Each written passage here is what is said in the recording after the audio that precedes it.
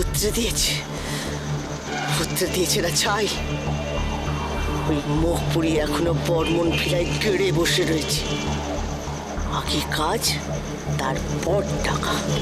বুঝি। কি বোঝো?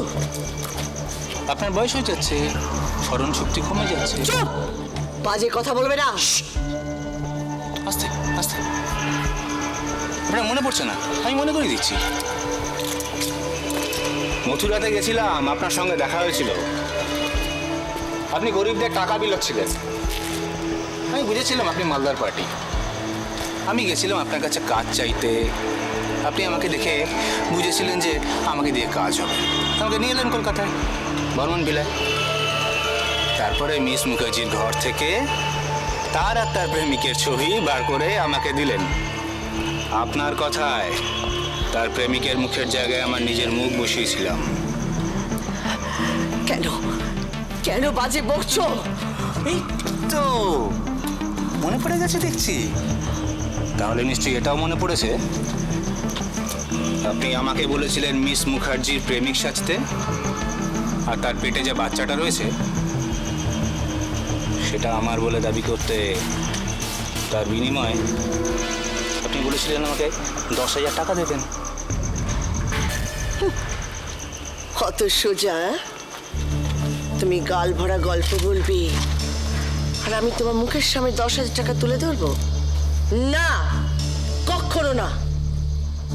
ওই মেয়ে যতক্ষণ না বর্মন ভিলা থেকে বেরোচ্ছে ততক্ষণ 1 পয়সা আমি তোমাকে দেবো না। এটা কান খুলে শুনে রাখো। মাসিমা, আমি যদি মথুরা থেকে কলকাতায় আসতে পারি টাকার জন্য, তাহলে পাক সার্কাস থেকে বর্মন ভিলাতে পৌঁছতে পারি। হ্যাঁ, তাই যাও। আপনার ওই দেওরের নাম কি জানো? রতিকান্ত বর্মন না? ওনাকে এখন পাওয়া যেতে পারে না? হ্যাঁ, পারে। দাঁড়াও। যাচ্ছি শুভ কাজে, কেন ডাকছেন পেছন থেকে? রতিকান্ত বর্মন যদি জানেন না এই কাজগুলোর পেছনে আপনি রয়েছেন, খেল জমে যাবে।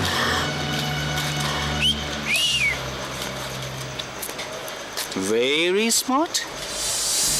গুনে নিতে পারো। ছি। আমি জানি এতে 10 আছে, আমি জানি। Smart lady.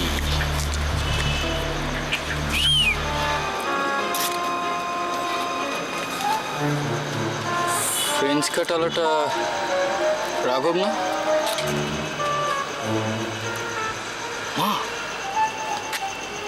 মা রাঘবের সাথে কি করছে?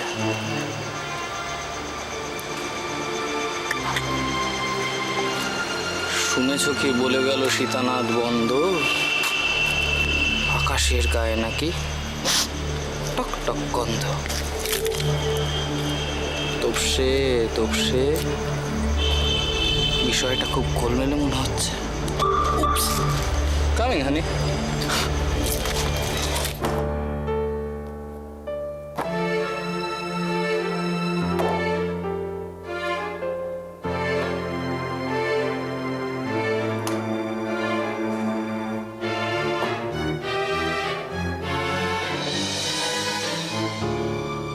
কত আর দেবেন? 1,050 পাঠিয়ে দেবেন। এই প্যাকেটটা ধরো। দক্ষিণেশ্বরের মন্দিরের সামনে যে পার্কিং লট আছে তার পেছনে একটা বট গাছ আছে। কাল রাতে এই প্যাকেটটা সেখানে তুমি ফেলে দিয়ে আসবে। ধরো। এই ব্ল্যাকমেলিং বিষয়টা অদ্ভুত খারাপ লাগার জায়গা আমার একটা ভয়ঙ্কর বিষয়। অসৎ কাজ করার জন্য কেউ বাধ্য হয় না জয়, নিজের ইচ্ছেতে স্বেচ্ছায় সে কাজ করে। আমি কি ভুল করছি? সবকিছু জানতে পারলে মন কি আমাকে ঘেন্না করবে? আমাকে দূরে সরিয়ে দেবে?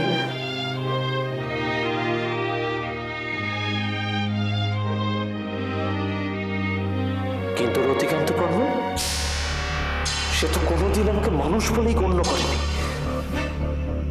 আমার সেই অপমানের জ্বালা সংসারের কোনো কাজে তো লাগোই না।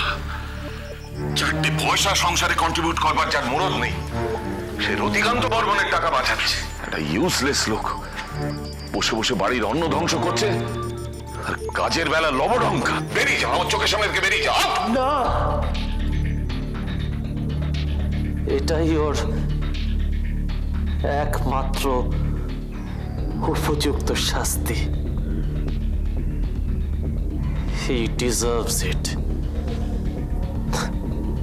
Yes. Yes. Yes.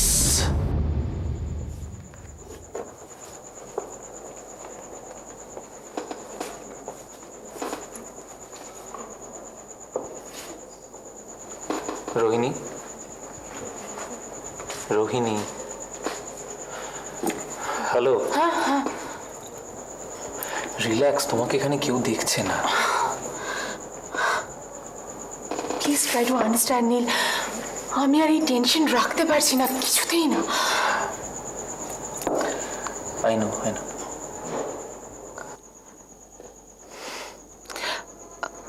আমি যদি দেবজিৎকে একবার বলতে পারতাম। আচ্ছা, আমি কি দেবজিতের সাথে আরেকবার দেখা করে কথাটা বলবো? না, দেবজিৎ নয়, তোমার উচিত তোমার বাবার সঙ্গে শেষবারের মতন একবার কথা বলার। বাবা কোনোদিনও এই কথাটা মানবেন না নীল। কেন মানবেন না? তোমার বাবা তোমার দিদির বিয়েটা মেনে নেননি? আমার দিদি পালিয়ে গিয়ে বিয়ে করেছিল। আমার দিদি পালিয়ে না গেলে, দিদির কথা যদি জানতো, বাবা কোনোদিনও বিয়ে দিত না। নীল, তুমি আমার বাবাকে চেনো না। আমার বাবাকে তুমি চেনো না নীল। বাবার কাছে আত্মসম্মানের থেকে বড় আর কিচ্ছু নেই।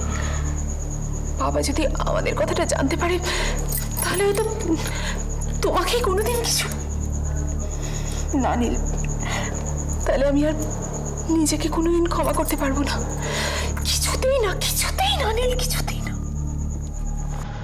Look at me.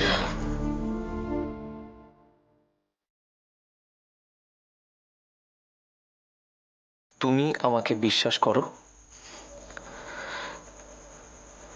হ্যাঁ কি না? ভরসা করো আমাকে? নীল, আমার হাত ধরে বাড়ি ছেড়ে চলে আসতে পারবে?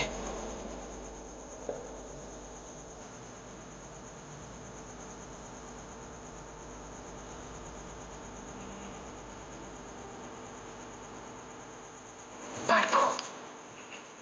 ভেবে বলো রোহিণী, নিজের বাড়ির লোকদের ছেড়ে লুকিয়ে লুকিয়ে বাড়ি ছেড়ে চলে আসা এত সহজ কিন্তু নয়। কিন্তু তোমাকে ছেড়ে বাঁচাটা তো আরো কঠিন নীল। তোমাকে ছাড়া আমার পুরো জীবনটা একেবারে শেষ হয়ে যাবে।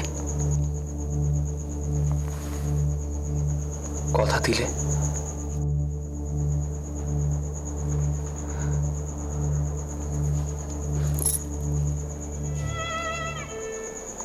দিলাম।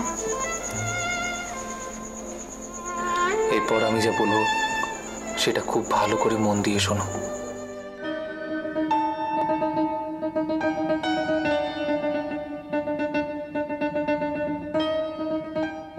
ইস, কত গয়না, কি সুন্দর লাগছে রে, কতগুলো গয়নাগুলো দেখি নিতে হবে। এটা কেটে দাও। এই চুড়িগুলো একদম ঠিক। এই শাড়িটা, এই শাড়িটা, এটা ভালো না। এটা ভরাইটি ভালো। কি রে? হ্যাঁ, এই শাড়িটা সুন্দর। এই ওটা না, ওটা ধরবি না। এইটা আমাদের তিস্তারা। কি সুন্দর দেখাচ্ছে, দেখো বৌদি। আমার খুব সুন্দর। না না মঞ্জুরি, আমার জন্য খবরদার গা থেকে নামাবি না, তাহলে কিন্তু কান মুলে দেবো। সর্বনাশ, বলে কান মুলে দেবে। তোমরা কি করছো শাড়ি নিয়ে ওখানে? ওই শাড়িটা কার পছন্দ? এটা আমার না। আচ্ছা ভর্তি, তোর কি মাথাটা খারাপ হয়ে গেছে?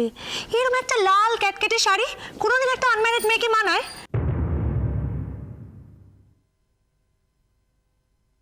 এটা তোদের পরলে ভাল লাগবে, তাই না বৌদি? তুই চুপ করবি, সব বিষয়ে কথা বলা।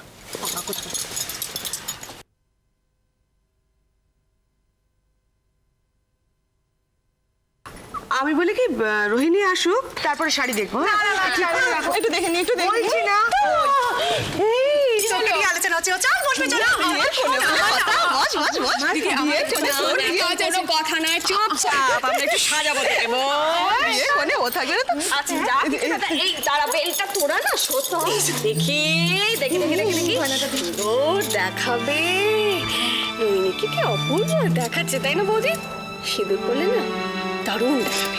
সিঁদুর পরলে সব মেয়েকে কি সুন্দর লাগে, তাই না বৌদি? আমিও কানটা মুড়ে দেবো। হ্যাঁ, বড্ড পাকা। এই শাড়িটা, এই শাড়িটা কেমন হবে বলতো? এই কোথায় যাচ্ছ? আমি একটু ভেতরে যাচ্ছি। না মানে কেন? ওর হয়তো একটু বিশ্রামের প্রয়োজন। তিস্তা, তুমি আস্তে আস্তে চল। এই দিদিকে ছাড়বি না। হ্যাঁ, নেক্সট দিকে ছাড়া। ওনার হাতটা কোথায়? আমি আসছি, দাঁড়াও বে। লাজে রাঙা হলো কোনে বউ গো, মালা বদল হবে এ রাতে। আজ রাত ঠিক 9টার সময় আমি তোমার জন্য স্মৃতিদের বাড়ির ঠিক উল্টো দিকের রাস্তায় ওয়েট করব। তুমি বাড়ি থেকে বেরিয়ে একটা ট্যাক্সি ধরে নিয়ে সোজা চলে আসবে। কটা বাজে রে? আমাকে না এক্ষুনি একবার বেরোতে হবে। ভাই, আমি একদম বলতে ভুলে গেছি, বাবা তোকে অনেকক্ষণ আগে একবার ডেকেছিল, প্লিজ দেখা করে নে। বাবা আমাকে ডেকেছিল? কেন?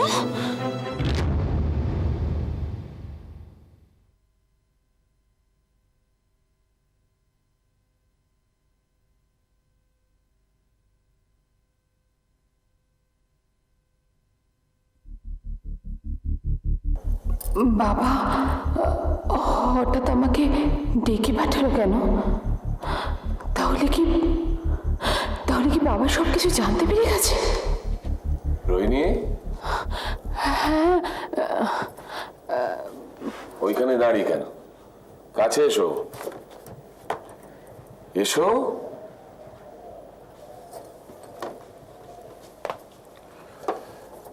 খুব টেনশন হচ্ছে না? প্রত্যেক মেয়ের জীবনে এই মুহূর্তটা খুব গুরুত্বপূর্ণ। হ্যাঁ, তাছাড়া টেনশন তো হবেই, নতুন বাড়ি, নতুন পরিবেশ। তবে একটা কথা কি জানো, যে মেয়ে তার বাবা মার মনে দুঃখ দেয় না, তার জীবনে কোনো দুঃখ স্পর্শ করে না। বাবা, আর তুমি মঞ্জুরিকে দেখো না, একটা গুড ফর নাথিং ছেলেকে বিয়ে করেছে।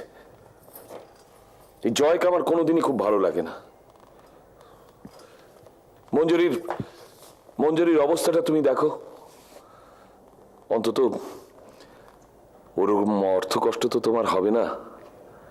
দেবজিৎ একটা বড় পরিবারের ছেলে, সুপ্রতিষ্ঠিত।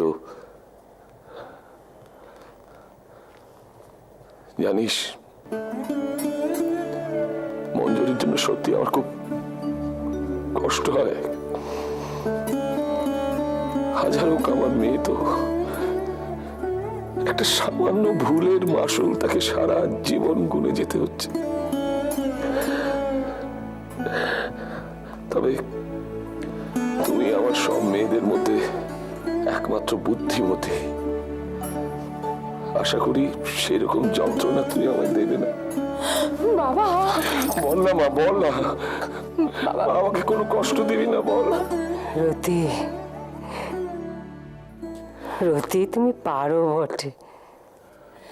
আচ্ছা, রোহিণী তো নিজের ইচ্ছে বিয়েতে মত দিয়েছে, তাহলে তুমি এত দুশ্চিন্তা করছো কেন? তাছাড়া দেবজিৎকে নিশ্চয়ই ওর পছন্দ হয়েছে, তাই না বেটা? লজ্জা পেল।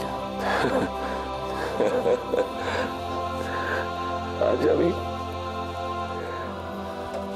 আমি খুব শান্তি পেলাম মা। জানিস তো, সব বাবাই চায় নিজে দাঁড়িয়ে থেকে তার মেয়ের বিয়ে দিতে। আর আমার সেই স্বপ্ন সফল হলো। পৃথিবীতে আমি আজ সব থেকে সুখী মা। যা বেটা, নিজের ঘরে গিয়ে বিশ্রাম নিয়ে এবার।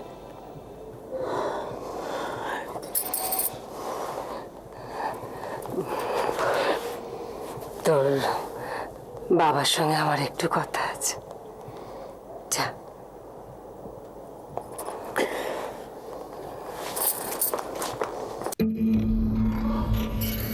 একদিকে আমার বাবার মান, সম্মান, স্বপ্ন, আর অন্যদিকে আমার ভালোবাসা। আমি এখন কি করব? আমি কি করবো ঠাকুর? আমি এখন কি করবো?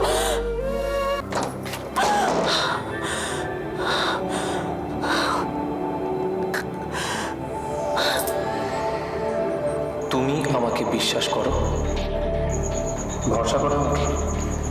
আমার হাত ধরে বাড়ি ছেড়ে চলে আসতে পারবে।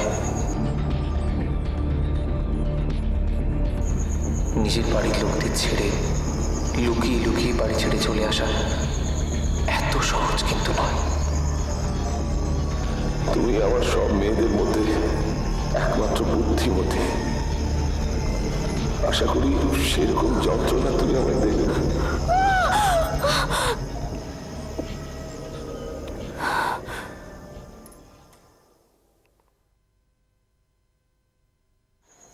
কিন্তু তোমাকে ছেড়ে বাঁচাটা তো আরো কঠিন নীল।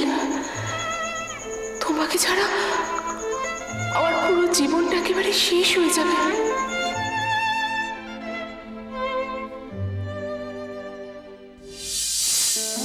আজ আমি খুব শান্তি পেলাম মা। সব বাবাই চায় নিজে দাঁড়িয়ে থেকে তার মেয়ের বিয়ে দিতে। আজ আমার সেই স্বপ্ন সফল হলো।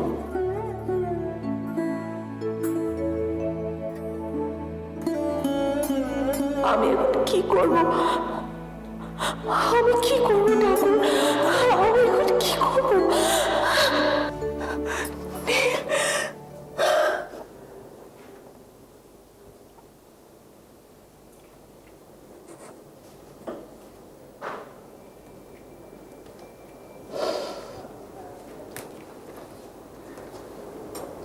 রোহিণী, নীল, তুমি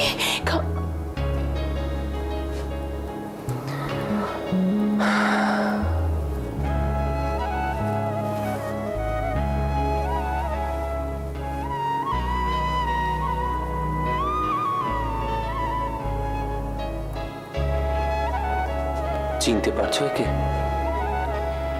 এ হলো মিসেস রোহিণী রয়। আর শুধু একটা রাত রোহিণী, তারপর সারা জীবনের মতন তুমি শুধু আমার।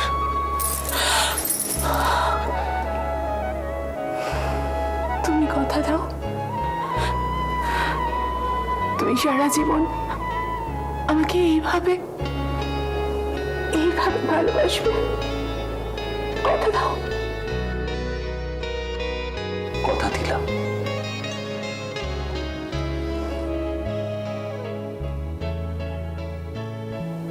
I love you, Neil. I love you too.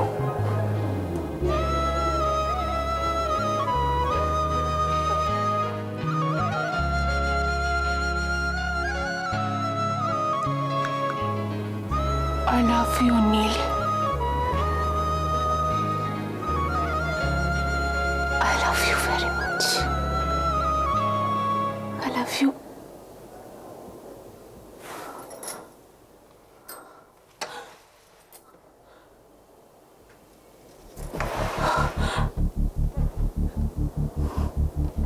নীল,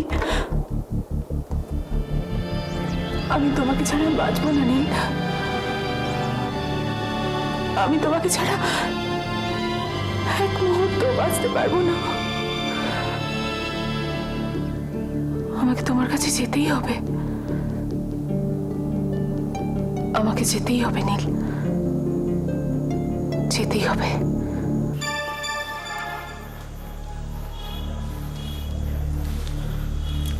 ইনকরেজিবল। কি করছে এটা কি এতক্ষণ বুঝতে পারছি না, এত সময় লাগে বাড়ি থেকে আসতে। উফ, টেনশন হচ্ছে। আমি এত কাজ বাকি কি। ও দাদা দেখে চলুন, কি যে করেন না। সরি ভাই, ভেরি সরি। ঠিক আছে। আর মাথা ব্যথা কাজ করছে না, আমার আর কিছু ভাল লাগছে না। একটা ফোন তো করতে পারে আমাকে। সব কিছু টেকেন ফর গ্রান্টেড, নীল আছে দাঁড়িয়ে থাকবে আর কি, এরকম ব্যাপার।